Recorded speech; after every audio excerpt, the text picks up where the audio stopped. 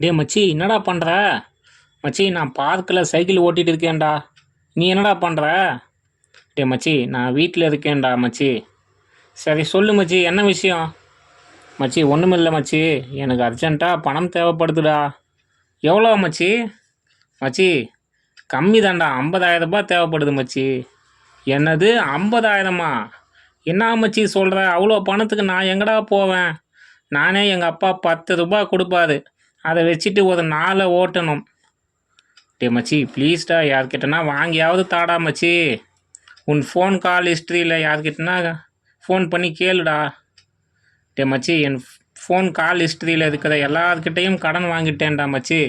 மறுபடியும் கேட்டேன்னா என்னை செருப்பை கழட்டின்னு அடிப்பாங்கடா. 50 பேர்கிட்ட 1000 ரூபாய் வாங்கினா எப்படி?